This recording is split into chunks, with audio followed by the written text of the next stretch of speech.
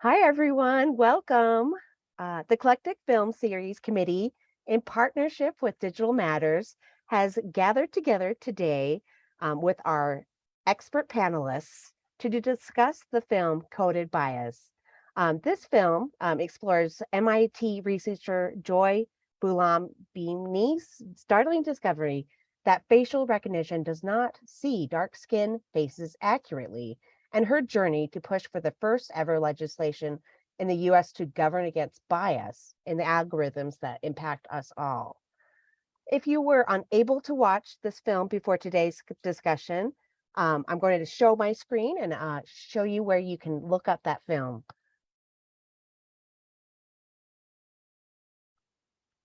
So if you go to lib.utah.edu,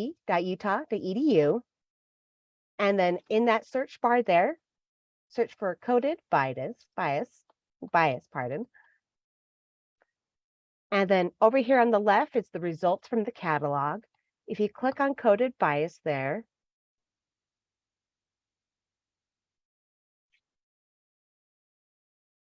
it shows that we do have a physical copy available, but we also have online access. So you can just click right there to watch the film.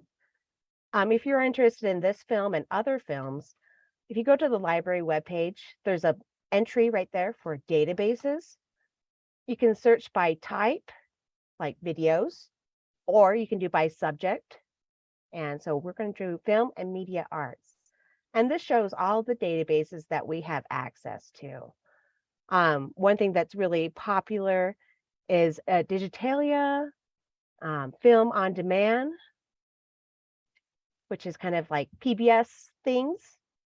And another one that's really popular is Swank.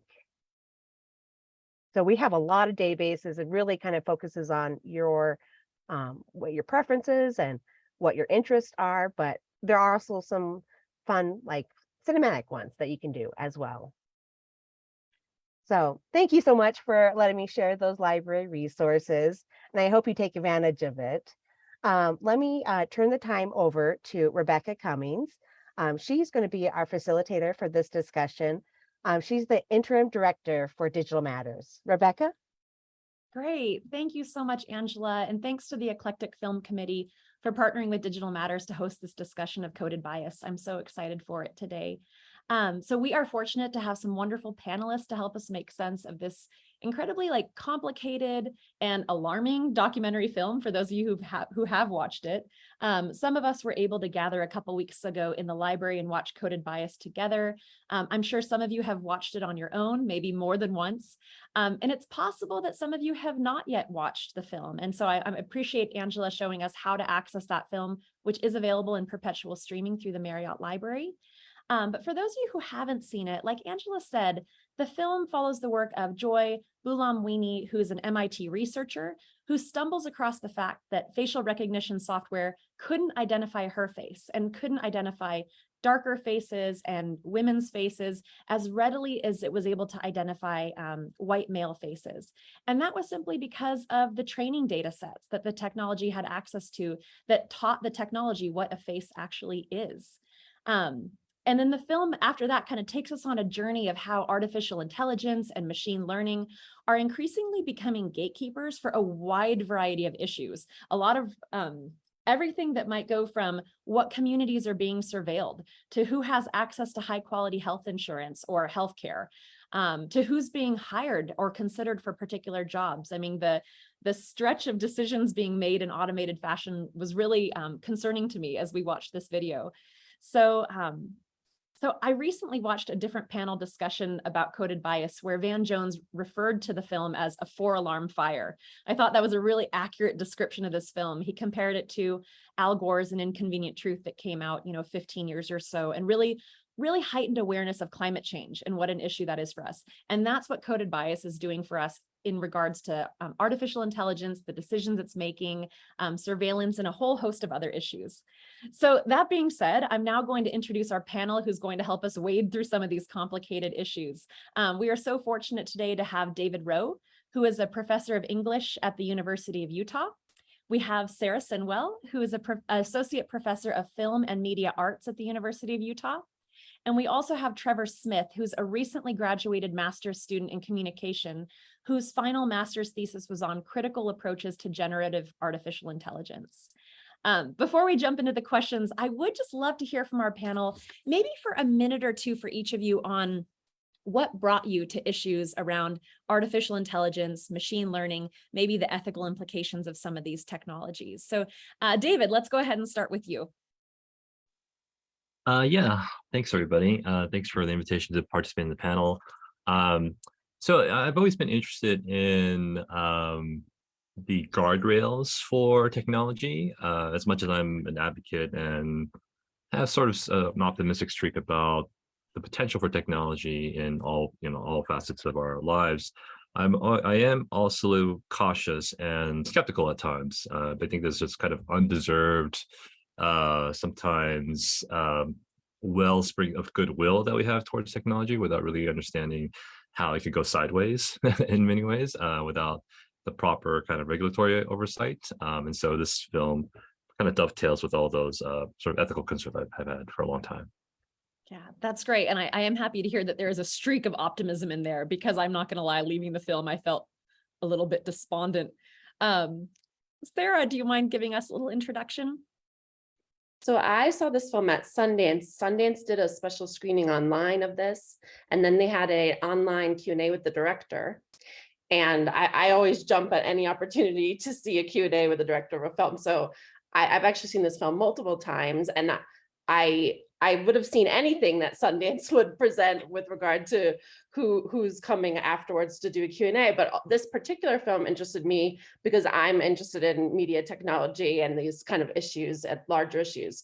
But one of the things I thought was especially interesting about this film is it starts with a graduate student's research. And I just find that, as I teach graduate students at the U myself, and I just find the possibilities of what a graduate researcher can discover. And also, I was really moved when I was watching this again to think about how actual change is being made. She's being, she's talking to the Congress about changes to how we impact this use of AI. So I really was kind of struck by the idea that it starts with a graduate student and that we can continue this discussion. And they interview, of course, lots of experts in the field that I've read. So I was going to talk in a few minutes about some of those people's books I've already was familiar with, and now I'm seeing them in the documentary. So yeah, that's true. It's a very empowering position there, that a graduate student could affect all this change. Exactly. I love that.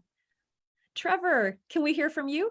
Yes, I'd love to talk. I kind of originally got into this particular area of research. It's kind of embarrassing to say, but through my love of science fiction, which I think is often, for me, kind of turns into this morbid fascination with things that simultaneously, terrify me, but I also kind of obsess over because I think they're so fascinating. And for me, AI was definitely that, especially, AI that generates new content, which is kind of the subject of my research. And then secondarily, it wasn't really originally going to be the primary research I did during my master's, but after receiving the fellowship from Digital Matters, it kind of turned into my number one thing. So I had Digital Matters to thank as well. Oh, that is so great to hear. So I have some questions kind of queued up for the panel, but we would love to hear from people who are joining us on Facebook Live. Go ahead and comment on Facebook Live if you have some questions, and I think Jordan will feed those over to us in the Zoom chat. And so, yeah, we'd love to hear from you as well. But I will start with a few questions, and I'm going to ask different panelists to kind of lead off. But that's just a jumping off point. I'd love to hear from each of the panelists on these questions if you have something to contribute. So I will start off by directing the first question to Sarah, though. So Coded Bias, as you were just mentioning, interviews a dynamic group of scholars and advocates who are mostly women of color on the subject of artificial intelligence. What information or interviews stood out to you while you were watching the film, and why do you think they resonated with you? So, like I said, it definitely resonated with me that it starts with a graduate student and how much political change she's creating as part of this documentary, and in terms of US policy. Even she's impacting policy changes, which we always think about, like, how do you actually create change, not just think about how you can change AI, but actually create change. And there's such evidence of that in this film. But the other thing that was really interesting to me is, and I think this is also relevant to a lot of the work that Digital Matters is doing, because we've had discussions of, for example, Sophia Noble's book, Algorithms of Oppression. We've had discussions of weapons of mass destruction. We as a group have been thinking about these issues even before the documentary came out.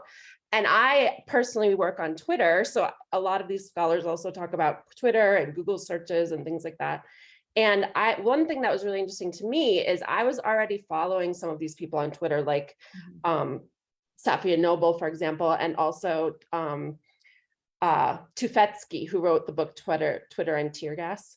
And I was following them pre-pandemic. And now during the pandemic, there's kind of been like a resurgence of interest, I think, in these kinds of technology questions, because as we are right here, we're all on Zoom, we're really kind of so informed by our technology now that I think there's kind of been a resurgence of interest in like how impacted we are by technology and what kind of role that has in our everyday lives. And I think a lot of these interviews kind of spoke to the question of the things we don't notice about technology, right? Like how our Facebook or our Twitter or any of those accounts are feeding us information and feeding us advertisements and feeding us, all sorts of things that we don't even think about as we think about how we use our technology.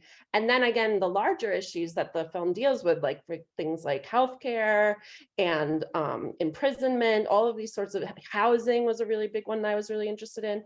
And again, how these issues that you don't think about, like how housing is being impacted by these technologies. So I think a lot of these people that are being interviewed in the film, I think they're really trying to think about how we can directly create change and how this impacts, marginalized peoples in particular, because those are the people that they're trying out these technologies on, right? So yeah, I'm curious to hear what other people think too. Mm-hmm. Yeah, I thought it was really interesting how in the film there was the housing that they were trying to use the face recognition to go into the apartment building, and they're like, well, why does our apartment need to be like Fort Knox? Why does it need to be this secure? Yeah, I was so impressed with the range of expertise in the film. I mean, I felt like I could have curated like a reading list just off of everyone that was in the film. Another person that was featured was Virginia Eubanks, who's also been, featured in the Digital Matters New Media Studies reading group. We read her book, Automating Inequality, I think 2 years ago now. And I think that gave me a little bit more insight on some of the training data sets that, because the film, it's 90 minutes, so it's only able to touch on some of these issues, which is why it's great to dig in a little deeper with all you.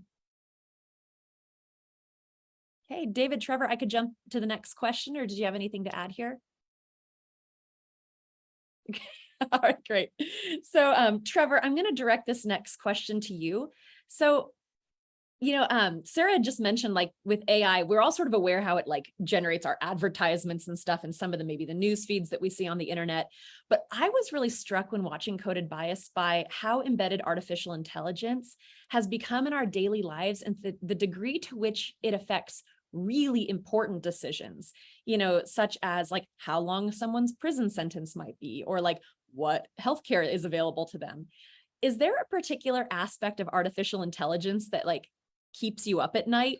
I'm like, what about this technology do you find the most concerning? Because it's probably not what advertisements we're seeing on Facebook. Right. I think, this film mentioned it too, but a lot of my research is also centered around AI that learns as it works, right? And perpetually uses kinds of tests to see how close it is getting to actual human decision making. So I think the thing that scares me the most is the idea that these AI could already be getting good enough to pass a Turing test, right? Or to be indiscernible from human decision making. Because I think that brings up a ton of questions as far as how we value them, what jobs we put them in, the ethics of them. And then I come from a family of lawyers, so I can't help but thinking of the liability of AI decision making, especially when it gets not only embedded into the decisions our society makes, but impossible to discern that it's an AI doing it and not a human. I think that really scares me, keeps me up at night, like you said. Isn't that when we reach singularity? Yeah, there's that too. Yeah, or even just the idea that they could get so good at imitating humans that they could be more human and some elements of what that means, right? They could get better by whatever metric you want to use at doing what they're designed to do than we could do it. Yeah. You mentioned the legal aspect of it. I actually had a conversation last night with the Utah ACLU director talking about like the rollback of civil liberties with some of this technology, which maybe we'll get into in this discussion, but it just gave me another thing that keeps me up at night, that all the progress we've made in things like fair housing or, discrimination when it comes to hiring practices, like AI has the potential to roll back some of those things. And that really terrified me as well.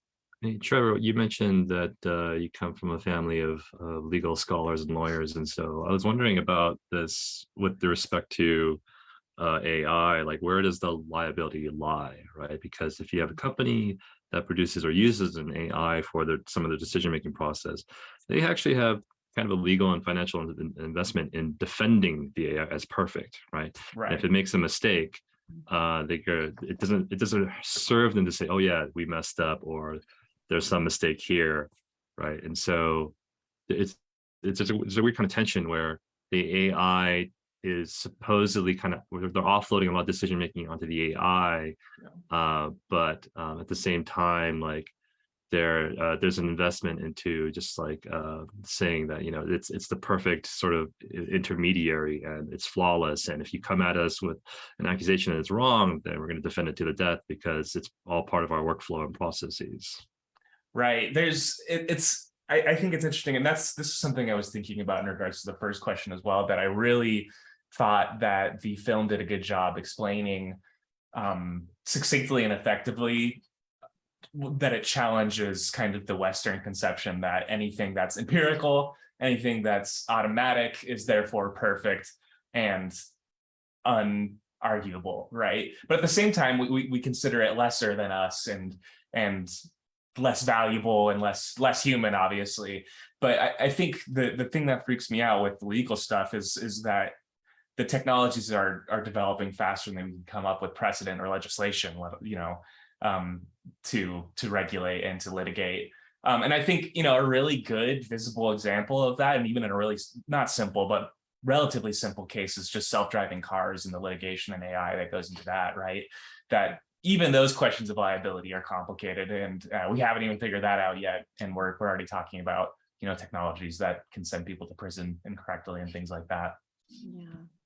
We actually just got an audience question in the chat, so I'm going to go ahead and engage the audience. This question is from Greg Hatch, and Greg asks, as the relatively new field of AI technology is developed, deployed, researched, analyzed, and refined, I'm interested in the panelists' thought on the ethical implications of deploying imperfect technologies, particularly those that have been found to amplify racial bias. How else could a potentially powerful tool like this be developed without crossing this ethical boundary? I actually have some thoughts about that as everyone's been talking. I was really struck rewatching the film about the corporatization of AI, how like the tools that they're using are made by Amazon or Google or Facebook, and how that's just a limited list of organizations, right? They said there's 9 big ones. So there's a very limited list. They're all in the US and China. And the fact that, the police or our healthcare systems are using technologies that are designed by corporations to sell products, I think is incredibly problematic, right? And I feel like we're taking all these technologies for granted and taking these kind of companies' involvement for granted. But something that continues to strike me, especially after rewatching the film, is just this idea that a federal organization or a state-run organization or a nonprofit organization or whatever it might be would use the technology that's not designed I think a lot of those the people in the documentary were talking about like the social good, that they're not designed for social good, they're designed to sell a product, right? So I think that understanding that we need to think more about who's designing this product with what purpose, and even if we're reusing that product, like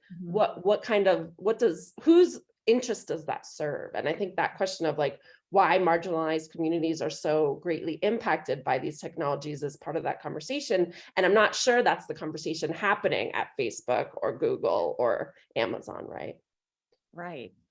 I thought it was interesting in the film too to see how it's being deployed in China versus the United States. That China, it is more of like a government, deployed and researched operation. And here it's more commercial based. I just thought that it was fascinating in real time. We can kind of see these two case studies and the various issues with both. It doesn't seem like either one is like certainly optimizing privacy or personal liberties or anything like that. Yeah, I think one answer. Oh, sorry, really quick. I think often the wrong answer to this question, I would say, is Facebook's internal motto of move fast and break things. I think we can all agree that's like the wrong attitude, right, when developing, but that still sometimes feels like that's what's happening. I mean, Rebekah, you've read my paper, and it's shocking that, even in the time it's taken me to graduate 4 months ago, there's new case studies that I'm like, oh, I really should have talked about that. Maybe I have to rewrite my whole paper, but that's just to reflect like the speed of the development, I think is also just really shocking and concerning. Especially, it just doesn't feel like something could happen so fast with appropriate ethical considerations in place. Mm-hmm. It's true. Yeah, I think guardrails was the good term you used earlier. We need some of those to make sure that we're doing this in a way that, retain some of the things that we value in a democratic society. So I see another. Actually, I actually wanted sure. to add to that, if you don't mind. So this is actually not a new dynamic at all. Deploying technologies that are an extension of existing corporate or state power that negatively harms Black and Brown communities. So think about, the infrastructure building of the interstate highway system. It's no accident that a lot of the highways just cut through Black and Brown communities and divided those communities and brought a lot of destruction. And we hopefully learn from that process. And now when we have these huge governmental works projects or infrastructure building projects, we have a whole system in place where those communities can give feedback and make sure that they are represented, so that when we do build out these things, that all the interests are able to communicate. But with AI right now, because there aren't any guardrails or formal regulations, there's no feedback mechanism, right? We just have to rely on the goodwill of Amazon or Facebook or whoever to take those considerations into account. They have no responsibility to do so. They have no legal responsibility to do so right now. And so we need sort of an intervention, or so that mechanism is in place for those interests to be represented. Yeah. So we have one audience question, but I'm going to jump to one other question on mine and then go back to the audience question. And David, since we're going down this path, I'm going to direct this one to you, okay? So in Coded Bias, Joy Buolamwini shows how the biases and inaccuracies in artificial intelligence can cause all kinds of problems, such as wrongfully accusing people of crimes, which there's a great example of that in the film where a 14-year-old was accused. And I mean, I think the statistics are like 85% that people are wrongfully identified. But it's also possible to imagine a future where facial recognition technology improves dramatically and is nearly perfect at identifying faces. But there might be significant concerns there as well. So I believe someone in the film referred to this potential future as optimizing oppression. Can you speak to the concerns surrounding surveillance and civil liberties in a world of perfect facial recognition? Yeah, I mean that kind of dovetails into what we were just talking about, how if that technology, and I'm actually skeptical about this idea about perfect facial recognition, but if hypothetically it came to be, we would need some kind of legal framework for making sure that power isn't abused, right, by the state or by criminal interests, by whoever has their hands on the technology. And this is actually part of a larger discussion that has preceded AI and the rise of AI. I mean, even when CCTVs are starting to crop up all over England, there was a discussion about surveillance and how penetrating and invasive it all is. With AI on top of all that, it could become even more powerful, more robust, right? And that goes to this larger argument that has been in legal circles about how, you'll hear from the other side, like the CIA, whoever will say, if you got nothing to hide, why does this bother you? Right? If you're a good citizen, why do you why do you care if we have your face in our database, right? But that's really that's really a perversion of our principle of the right to be left alone, at least here in the United States, right? It is not up to me to prove that I'm, an upstanding citizen. It's up to you to prove that I am worthy of surveillance, right? But if everyone is being surveilled, that changes your behavior, regardless of whether you're a criminal or just a normal person walking around the street. If you are aware that every single interaction that you have in public or even private is being recorded or surveilled, then you start to kind of second guess yourself, right? You act like you are being surveilled, right? Mhm. And with AI, there is no private space anymore. What are you doing on your computer? What are you doing at home? That can penetrate those conventional physical barriers, right? And so there's an erosion of privacy that goes beyond what the framers of the Constitution ever imagined, right? And so, what are the legal frameworks that we have in place, or can we put in place to kind of build those rights back outward? Mm-hmm. Yeah, I mean, and this is why I love having a literature scholar on the panel too, because I feel like there's this whole body of literature that explores these possible futures where we all live under surveillance. And I think if we're familiar with those works, it should give us pause of how much, entree we allow the government to have in every aspect of our lives. Okay, thank you, David. Let's see. So it's so great to have all this audience participation. I'm going to jump back to an audience question, and then maybe we'll go back to one of mine. So Eliana Massey, who's one of our current Digital Matters interns, asks, and you can tell she's a philosophy major here, do you think crowdsourcing should be used for ontology engineering in artificial intelligence?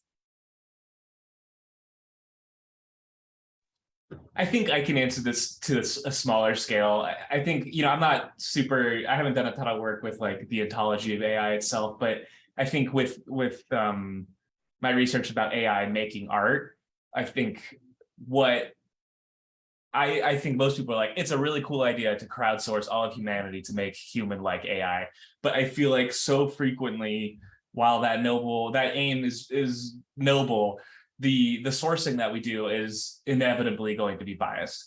I think in the case of my research, it's always pulled from just like the vast archives of the internet, right? Which to us as like Western people, we're like, yes, everything that ever exists, all human thoughts on the internet, right? But really it's not.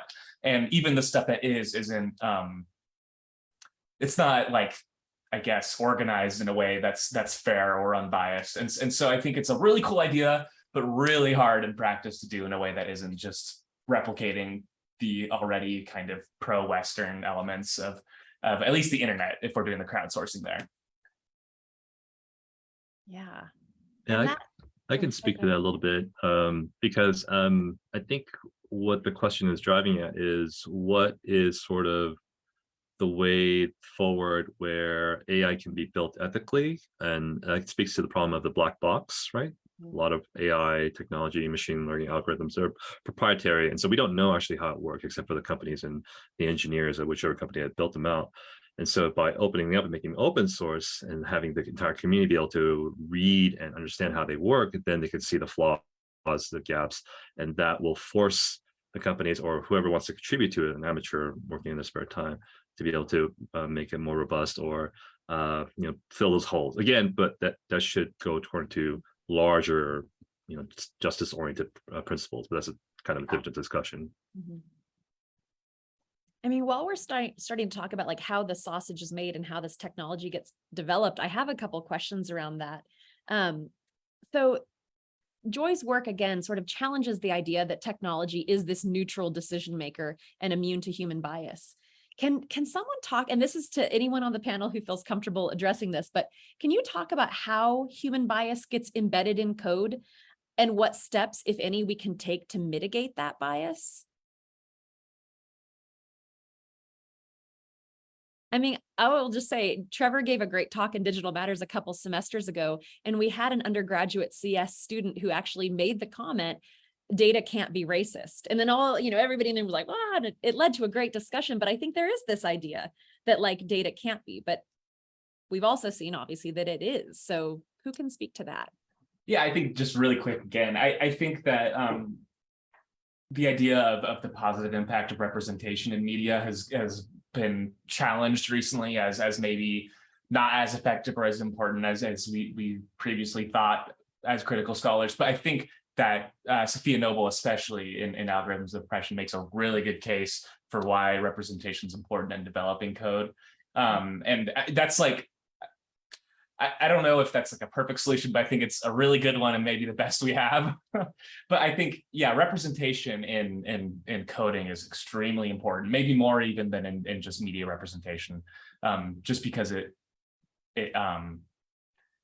has such an important impact as shown by this documentary. Right.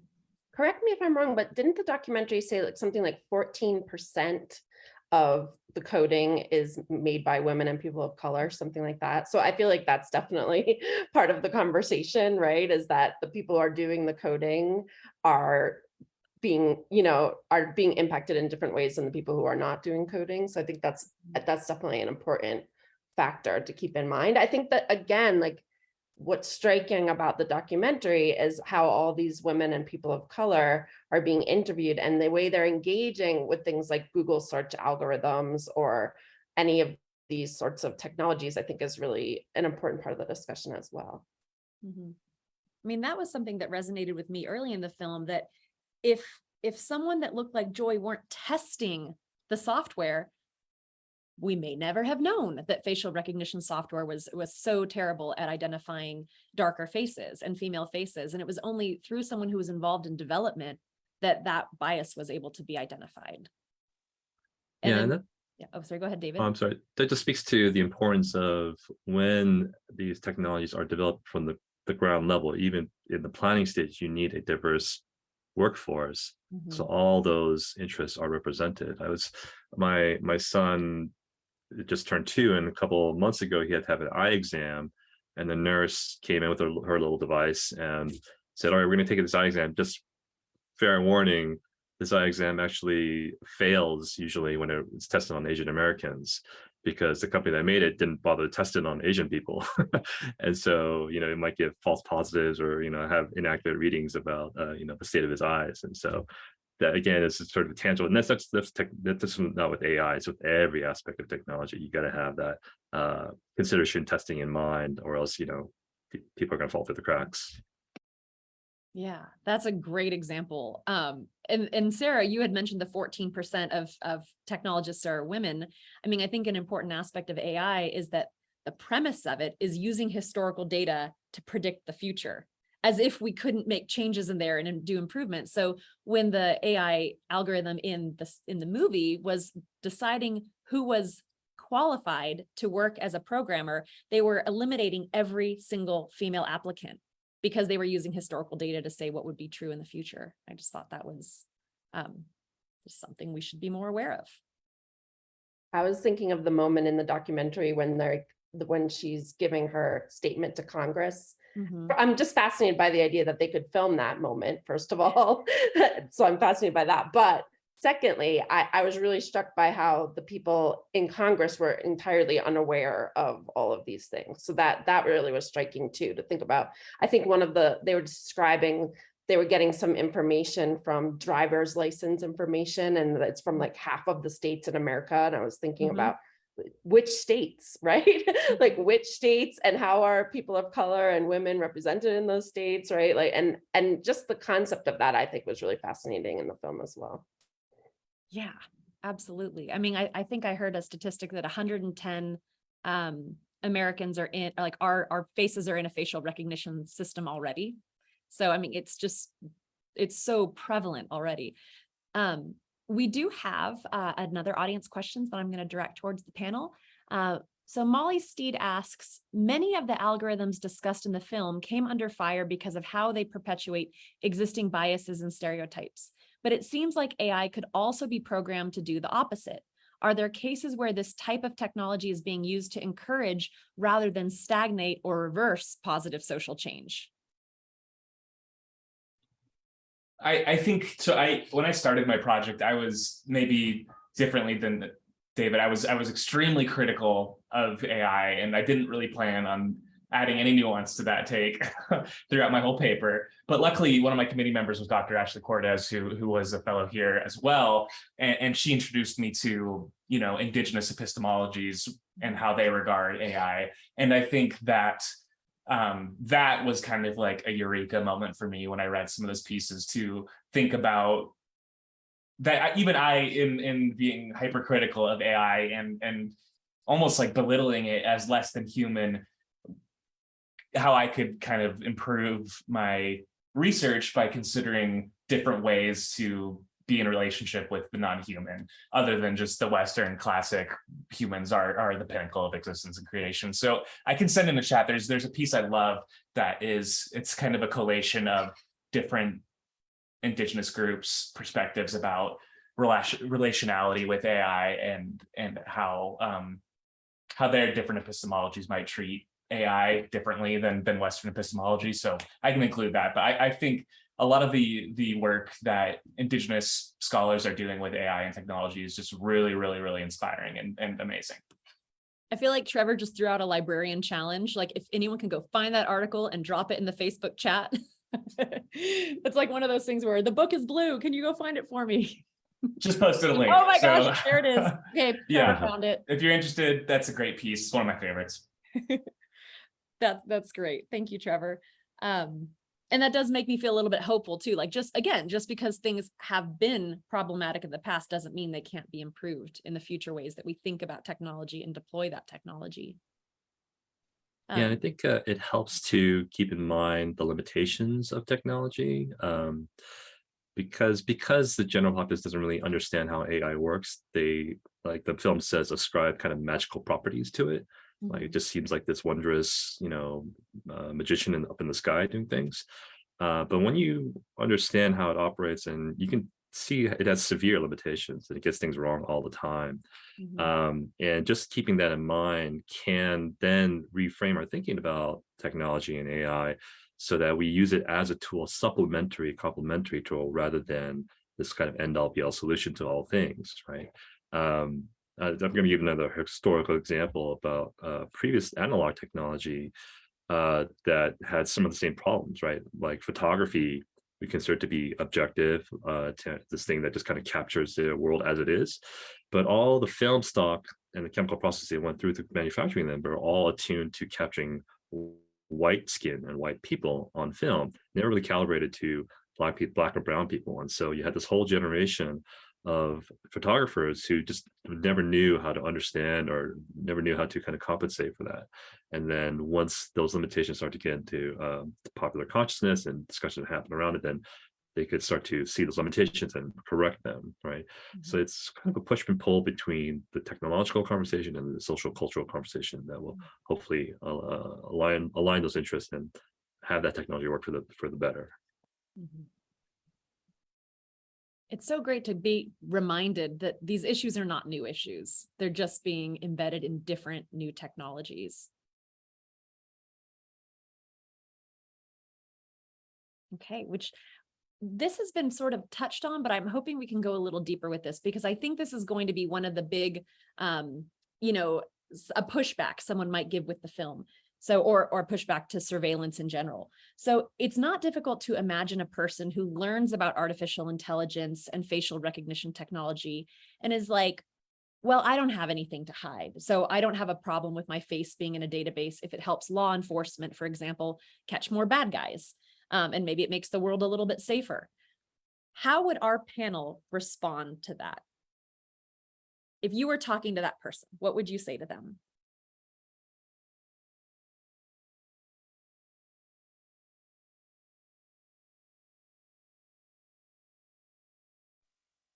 Sorry, so this is a person who is all for surveillance technologies and no limits. Well, Just maybe they whatever. don't know a lot about surveillance technology, but, just with the passing understanding of it, saying, well, I don't mind if my face is in a database, if it helps us catch more criminals, make the world safer. Sure. What I can would you give you an say to that? example. Yeah. Sure. So I'll shut up. I'll just give this a real quick example. But there was recently a case where a father, I'm a father, so it scares the crap out of me, who had his son had come down with some kind of illness, and he was corresponding with his doctor over my chart or whatever, and the doctor said, okay, and he said, oh, my son's penis is really like inflamed, and the doctor said, okay, well, send us pictures of that area, and we'll take a look at it and correspond. And so he did, and he had Google Photos on his phone, and it automatically uploaded to his Google Photos archive. And Google's algorithms flagged him as a pedophile and said, oh, you're human trafficking, you're a pedophile. And so they shut down all of his accounts. He couldn't access any of his work accounts or his home accounts. He's completely, separated from his digital life. And he had no idea how to like rectify the issue. There's no like real process for correcting this.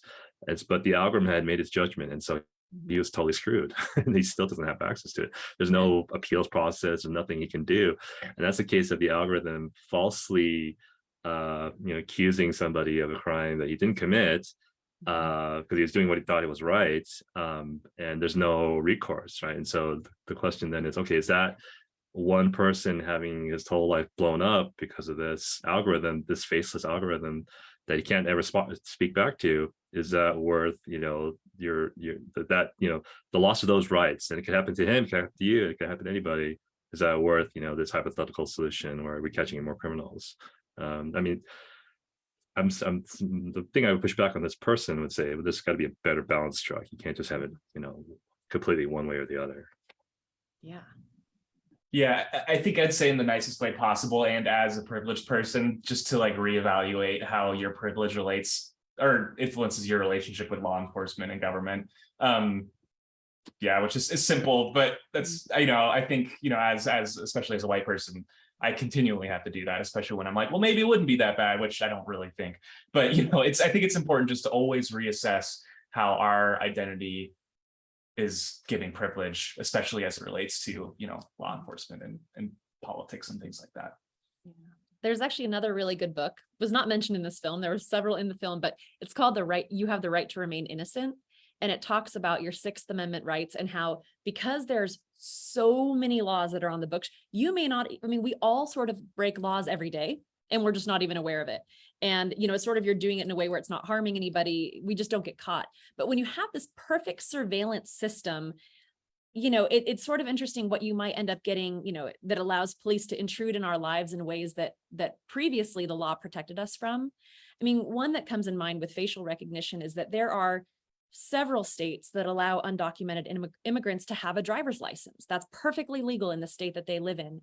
And yet we're also aware that different government agencies are using the facial recognition databases, gathering these photographs of people doing legal things, but they could use it to convict them of different crimes. And I think that's where I start feeling really nervous about, and it would scare me to think that an undocumented immigrant might not take advantage of their legal ability to drive in their state because they don't want their face included and be able to be surveilled in their state. There's just so many instances like that where I feel like the unintended consequences of this technology could be really dire, especially for particular communities.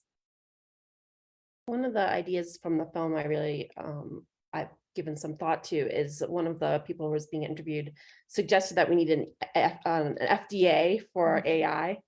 And I was thinking about that, just like, what would that look like? Who would be on that committee, right? Like all those sorts of questions. I would like to create an FDA for algorithmic issues, but I don't know who would be put on that committee besides Safia Noble and the people that are being interviewed here. But I think it's really interesting that concept is really interesting. Do we all agree? I agree with Sarah that there should be some kind of regulation around this technology. Does anyone have an idea of what that might look like or who might be informing that? Because I look at our a lot of our decision makers and our Congress, and I don't know if they have like deep knowledge of technology or the ethical implications of technology. So what would an FDA for algorithms look like? I feel like the precedent for media technologies is frequently self-regulation, which isn't a perfect solution, but I think like with film, that's been a solution, especially that might help with issues of that Rebekah mentioned of just not knowing, what an AI is and what it's doing if you're, 78 or whatever. But I think self-regulation could be an answer, especially since, it'd be asking the people who are in power and have the funds to do it themselves as opposed to, I don't know. That's just an option. I don't really feel very strongly about it now that it comes out of my mouth, but I think that is a possibility. I think about this a lot because I'm a film professor, and the MPAA that makes decisions about whether a film is rated R or PG-13 or PG. A, it's a really old institution at this stage. And B, I think it's really important to note that it is not we don't know who's on that committee, and the process of who's on the committee and how these things are determined is invisible. And I think that is something we would certainly would not want to replicate were we to create this sort of organization for AI work, because I think the fact that it's invisible, the fact that we don't know who's on the committee, the fact that we don't know how these ratings are determined, and the fact that it has larger institutional implications. So certain theaters won't show an NC-17 rated film, for example, and that's why you don't want an NC-17 rating, because suddenly you may not be able to get your film screened in all the cinemas across the United States. So I think this is definitely something worth thinking about, is like who's on the committee and what are the structures that are put into place to determine how these regulations would be implemented. I think, I'm gonna- go ahead, David. I'm going to blue sky and say that we should tax these companies and use that funds to collect a bunch of academics and researchers and legal scholars to become that regulatory oversight committee. Yeah. I like that. Yeah, I think I was going to say as well that when Rebekah first asked the question, my gut reaction was like, well, I don't want a robot in the committee. But then, the more I thought about it, I was like, well, I mean, if these develop to a point, is that just the Western humans are peak, masters of all non-human? And then I was like, well, maybe we should have a robot on the committee. You know what I mean? Maybe that would be good. Maybe the best among AI in the future should at least have a seat on the committee, because I mean, if depending on the level of how much they're thinking for themselves and stuff like that. But I don't think that's at first I thought that was kind of silly to mention, but I think it actually probably is important at some point to think of, well, maybe AI should be involved in the decisions they're making about it at some point if it's getting better and better at making decisions. So the good news is that all this conversation has started pressuring these companies to self-regulate. So you see, a bunch of press releases coming out from different companies saying that we're, concerned about ethics, yada, yada, yada. Next month, I'm going to Meta to speak with their, virtual reality teams, because they're really concerned about how they're going to build out these virtual worlds in a safe way that's respectful, and they want to make sure that they get the input from like a wide spectrum of academics like myself who work on race and technology. And I'm gonna go because they're gonna wine and dine us, but I'm also like a little cautious, because I'm like, it's if they're gonna put us up at this nice hotel and like kind of jazz us and put the wool over our eyes, I don't know if that's necessarily the best thing for self-regulation, right? Because we're gonna be entranced by all their nice facilities and all the great food and all that stuff. So I don't know if it's necessarily a good idea for them to self-regulate like that. I think maybe there should be some kind of independence and fewer fringe benefits. Then you're going to end up on a billboard where it's like, ethicist David Rowe gives our algorithms the thumbs up. I mean, I was planning on saving this question for last, but I feel like we could talk about this for a little bit, because I mean, full transparency, I actually tried to get researchers from the University of Utah who work in, who develop artificial intelligence to be on the panel. I was unable to get anyone, but I still very strongly feel like there is a role for humanists in this space, and that's why we're having this panel discussion today. So all four of us on the panel are humanists with backgrounds in literature, communications, philosophy, film and media arts. And so my question for the panel, and David, kind of started leading us down this path, but what role do you see for humanists in the development of technology, and specifically artificial intelligence? I think I think Rebekah and David were there at my talk in fall. I was really intimidated because I had to get into a lot of really techie computer science definitions to kind of work on the conceptualization I was going with. And then when I was presenting it to this, classroom full of like CS students, I was really worried they're going to be like, oh, that's so wrong. Like the way you define this and that is like not correct at all. And then so, I give them kind of my conceptualization of what an algorithm is, what an artificial intelligence is, and so on and so forth. They're like, yeah, that's great. Or, we haven't really thought of that. And I'm like, really? You haven't thought about like how to define these categories of different technologies and how we can label them? And I think that, that kind of conceptual work and that kind of definitional work is not only really important, but also something that humanists excel at. And I'm not saying that CS students or CS scholars don't, but I personally love that work. So I'm happy to do that part of it for them.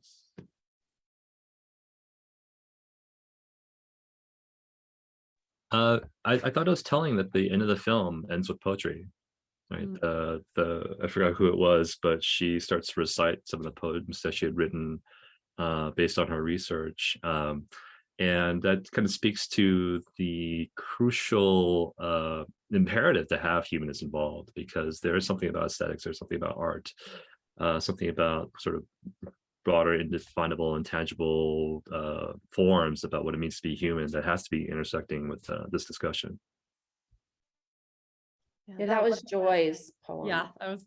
And I also was struck rewatching it this time by that song at the end about coding. I thought it was like fascinating. Like, what kind of art can we create about coding? It's really interesting. But yeah, I was also struck.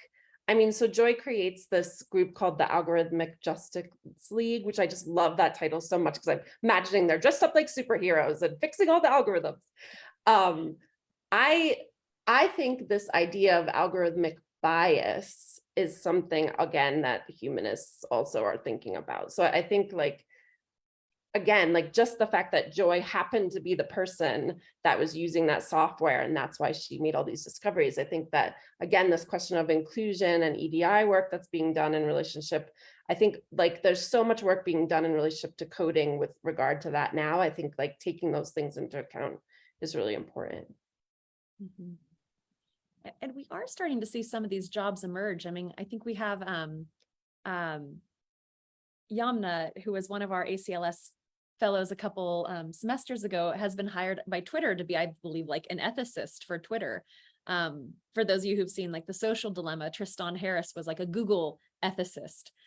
I am curious how much of these positions are that the big companies are using as window dressing to cover their multitude of sins, and how much is it really incorporated into the development of the technologies and influencing the development of the technologies. And I don't know if anyone on the panel can speak to that, but I'm curious if you have any thoughts on that.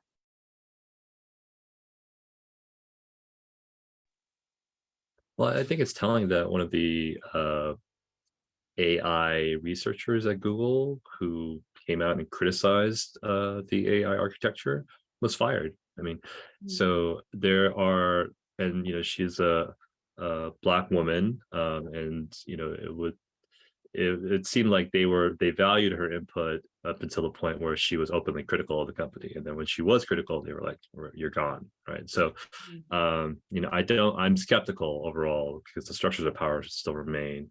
And their bottom line is not to humanity or society, it's to their shareholders. Right. And it goes back to that question always, do we try to change things from within or without? I mean, Tristan Harris is a great example. He tried to work from within, and then now he's working for I think it's the Center for Humane Technology, working outside of, the companies.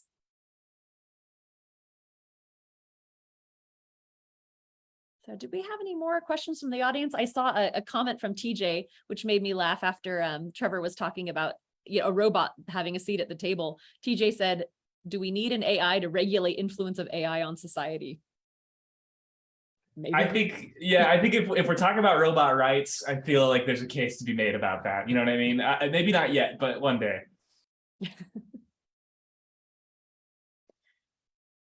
So another question I have for the panel, and this is not an easy question, but what is your vision for AI development in the future? How would you like to see the technology evolve?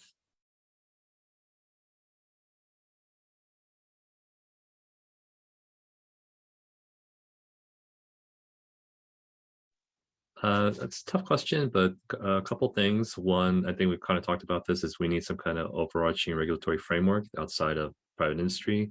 Second, we need to have that regulatory framework or some other entity be able to look at the code and see how they operate. And if they want to protect business interests, I understand, but they need to have some kind of ability for someone to take a look at the code outside of the company itself, because then there's an independence there.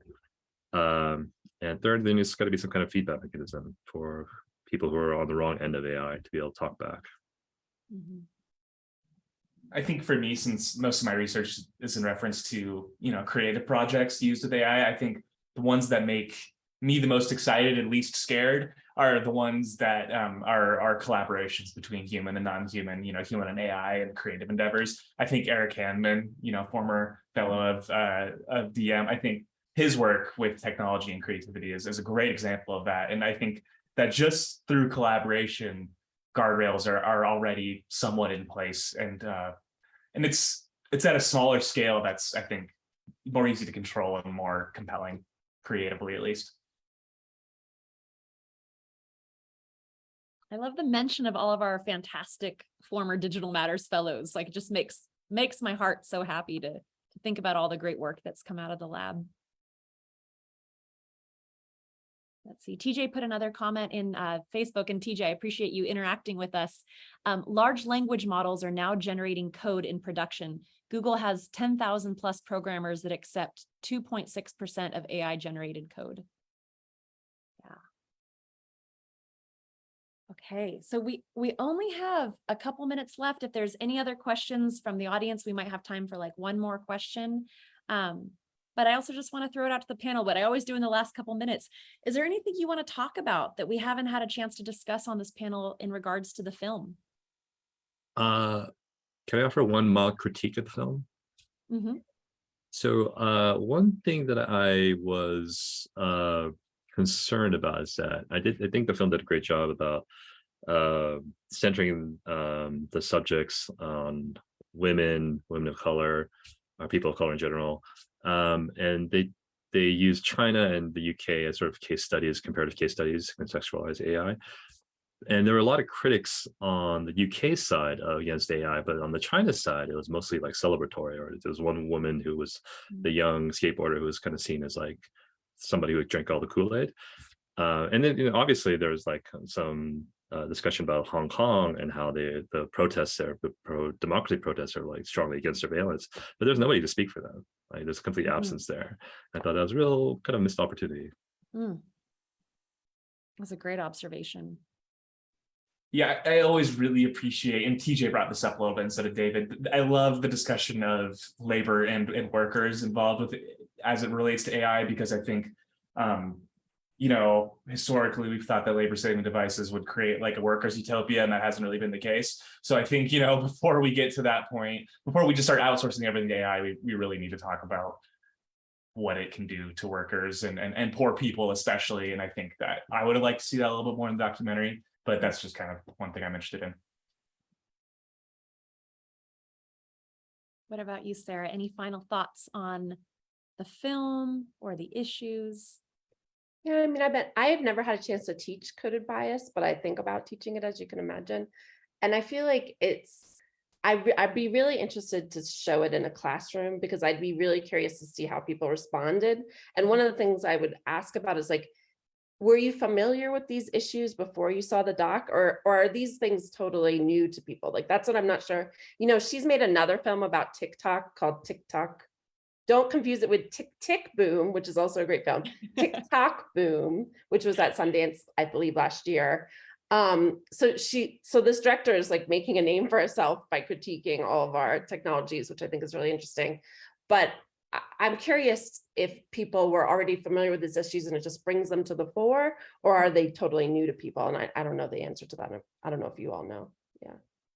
Yeah, I would also be curious how your students would respond, because I found that, different generations hold their privacy closer or less close, and I find that like Gen Z, for example, they've really never lived in a world where there's that much privacy. In the library world, we're so protective of our patrons' privacy. We don't keep records on what people check out.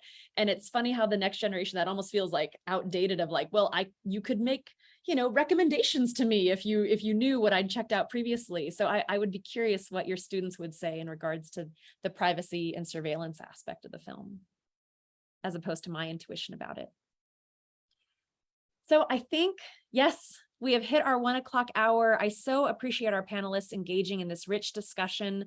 Thank you again to Eclectic Film Committee for allowing us to, to highlight one of the films available in streaming in the Marriott Library. I just appreciate you all being here, and I hope that this conversation continues and that humanists continue to be engaged with issues of technology and artificial intelligence. Thank you all for joining us.